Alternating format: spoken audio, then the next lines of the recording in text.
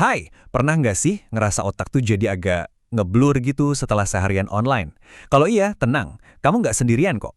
Hari ini kita bakal ngobrolin soal fenomena modern yang namanya brain rot. Itu loh, perasaan capek dan susah fokus gara-gara kebanyakan terpapar dunia maya. Yuk kita bedah bareng-bareng. Coba deh, renungin bentar. Mungkin seharian ini kamu sibuk banget scrolling, balesin chat, nonton video-video pendek, pokoknya nggak ada hentinya. Tapi pas malam, pas udah mau tidur, kok rasanya hampa ya? Kayak banyak banget yang dilakuin, tapi nggak ada yang bener-bener berarti.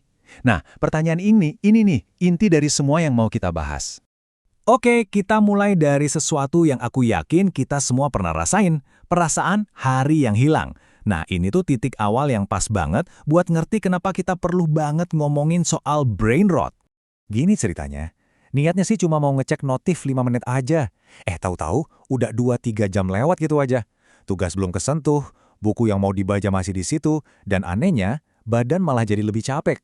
Rasanya kayak waktu kita tuh dicuri sama layar dan yang sisa cuma rasa penat dan kosong. Nah, ternyata perasaan hari yang hilang dan capek mental itu ada namanya loh. Di bagian kedua ini, yuk kita coba definisikan bareng-bareng apa sih sebenarnya brain rot itu? Yang penting dicatat nih ya, brain rot itu istilah gaul bukan diagnosis dokter. Ini tuh cara kita ngedeskripsiin kondisi otak yang rasanya kayak membusuk karena terus-terusan dikasih konten yang itu-itu aja, cepat dan seringkali dangkal. Jadi masalahnya bukan kontennya jelek atau gimana, tapi lebih ke kuantitas dan kurangnya variasi. Otak kita jenuh gitu loh. Sekarang, coba deh lihat gejalanya. Ada nggak di antara ini yang kamu banget? Susah fokus pas lagi ngerjain tugas? Ada dorongan buat buka HP dan scrolling terus, padahal nggak ada tujuan? Atau otak rasanya lemot dan berkabut? Nah, ini semua tuh kayak lampu kuning, sinyal kalau pikiran kita mungkin butuh istirahat dari gempuran konten digital. Yang seru, brain rot ini ternyata ada macam-macamnya loh. Mungkin salah satunya ada yang nyangkut di kamu. Pertama, ada brain rot visual. Ini pas timeline isinya video pendek sama meme yang polanya mirip semua. Terus, brain rot fandom.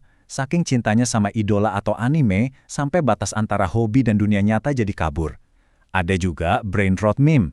Ini yang bikin semua hal jadi kayak bercandaan dan susah diajak serius. Terakhir ya konsumsi digital umum aja, yang intinya udah nggak seimbang. Pertanyaan berikutnya, kenapa sih kita bisa gampang banget kejebak?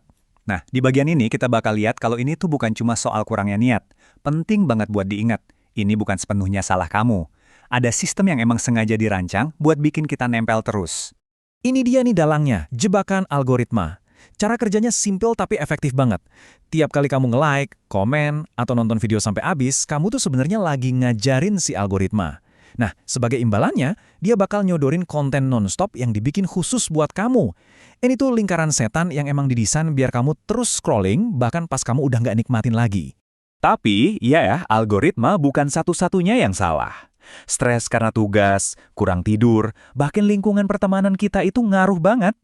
Pas kita lagi pusing, pelarian paling gampang ya ke dunia digital. Dan kalau kita nggak punya rencana apa-apa seharian, wah udah pasti deh HP jadi pengisi waktu paling utama. Oke, masalahnya kita udah paham. Sekarang bagian yang paling penting, solusinya apa dong? Yuk kita masuk ke strategi-strategi praktis buat nyegerin otak kita lagi. Anggap aja ini gerakan #BrainFresh. Ini nih, perubahan mindset yang paling dasar dan penting. Ganti konsumsi pasif jadi kreasi aktif. Coba lihat bedanya.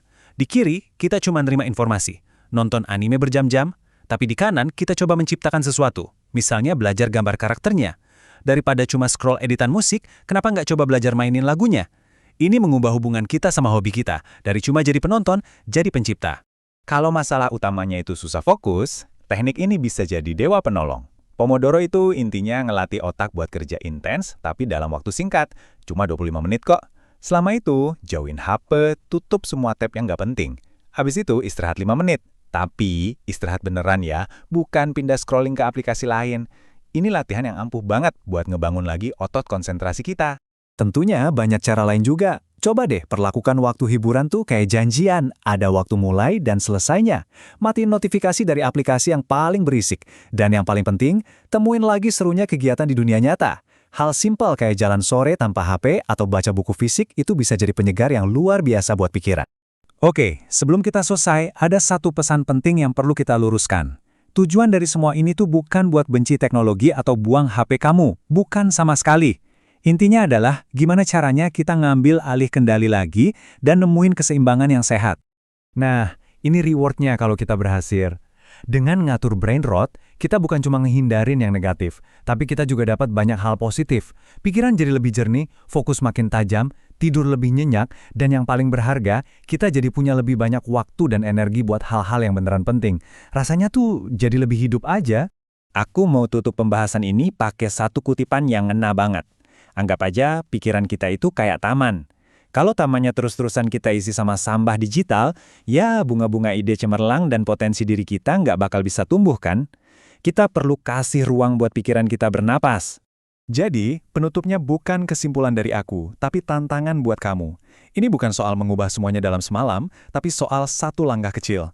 Coba pikirin, apa satu hal nyata yang bakal kamu lakuin minggu ini buat memulai proses #BrainFresh kamu? Dipikirin, dan yang lebih penting lagi, dilakuin. Terima kasih ya udah nyimak pembahasan kali ini.